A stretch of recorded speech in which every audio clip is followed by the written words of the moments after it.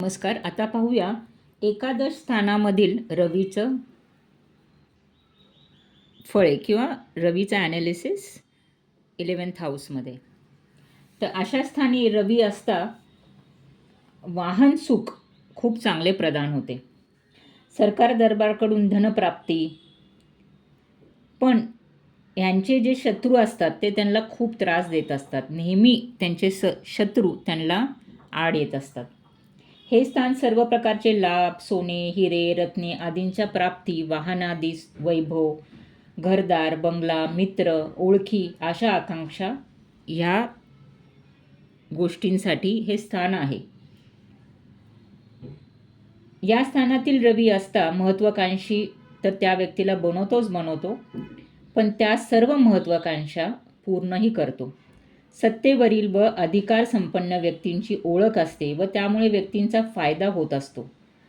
संपत्ती खूप मिळवतात. पराक्रमी, बुद्धिमान, दृढनिश्चयी स्वभावामुळे यांच्यात आपल्या आकांक्षा पुऱ्या करण्याची धमक असते. राहायला घर व बंगला, फिरायला मोटार, घरात नोकर चाकर, खाणे पिणे मुबलक, संगीत नृत्यादी कलेची आवड, आर्थिक आवक चांगली असणे या रवीची फळे आहेत.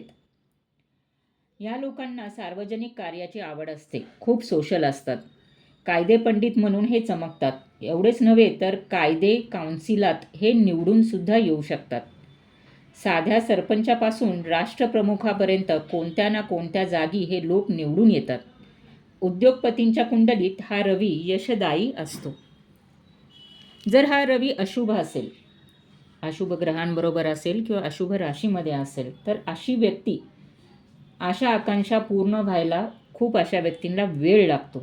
एखादी महत्त्वाची इच्छा अपुरी राहते.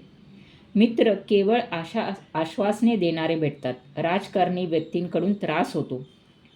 हे विरोधी पक्षतर्फे निवडून येतात. चैनीचा अतिरेक होऊन आर्थिक व्यवस्था खूप बिकट होते.